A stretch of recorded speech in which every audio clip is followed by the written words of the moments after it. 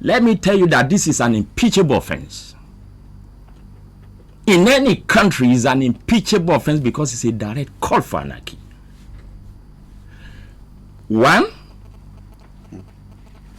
we are modeling up the issues here. Okay. Naira redesign, fine. But the greater problem is that Nigerians cannot access their money, whether old or new currency in the bank. That is the greater problem. The greater problem is we have a CBN government that appears to be acting on the directive of Mr. President, telling me that I'm not entitled to more than a fragment of what I have in the bank as my own money. That is totally illegal. The cashless policy ab initio, as it is being pursued, is illegal, quote me. Because one, you are sitting down there telling me how much I can withdraw from the bank daily. Where have you got the power? The CBN has no power to make that regulation because we have a provision of the law already telling us how much I have the right to withdraw from the bank per day, and that is the provision of the Money Laundering Act, section 2 of which stipulate that an individual is entitled to withdraw the sum of 5 million naira per day, and a corporate body is entitled to withdraw 10 million naira per day.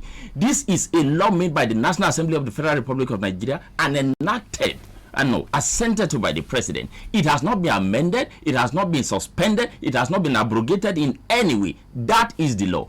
Can an individual, including Mr. President, take any action in the first place that expressly violate the provision of his statute that is still in existence? No, that's number one. Number two, the Supreme Court gave an order that these notes must still be in circulation and be accepted as legal tender pending the determination of the case or the determination of the motion or notice before the court to that effect. And you have seen a president that has come on here to encourage illegality by saying, look, that is the Supreme Court judgment. It's not binding on me, that because that is the implication of the words of Mr. President. Only the 200 naira will be reached. You are asking me what is the way forward? By virtue of section 287, section 1 of the Constitution of the Federal Republic of Nigeria, every institution, authority, and individual, including you and I, have a duty to enforce the judgment of the Supreme Court. And I remember the late Ganifa, my principal, who always say an abnormal situation demands an abnormal remedy. I think state governments will go ahead.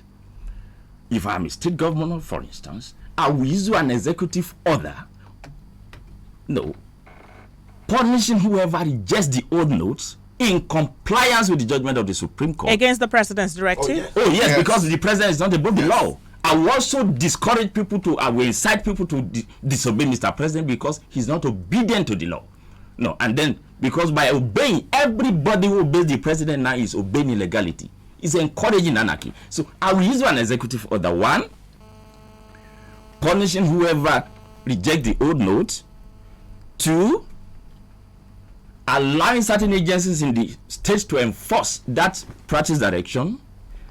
Three, make it a policy that for transaction with state government, you are free to still transact with us in the old note as a means of enforcing the Supreme Court judgment. Four, address the fear of Nigerians. Because they are saying if you take this money to some other places, it's not accepted. Create one, things like food banks under the control of the state, where you can freely come and use whatever old note you have to purchase.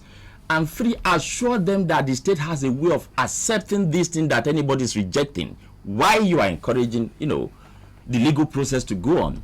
But politically, I think it is necessary for the National Assembly to take what we call legislative action to commence it, because there's nothing wrong. On the eve of his departure, Donald Trump was alleged to have done certain things that they felt was a desecration of democracy in America. They took legislative action on the eve of his departure.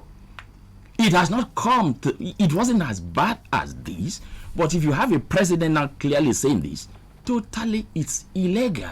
We cannot encourage it. So there must be reaction. As a lawyer, I am saddened. I think Nigerian Legal Association, the NBA, and all legal bodies have a duty to rise up to defend the rule of law. But as government that believe the Supreme Court judgment must be enforced, is a clear way. And I think one of the governors in the London state has said, well, I'm also going to address the nation of my states today. I expect now you see state government taking active steps to also counter the president. Okay.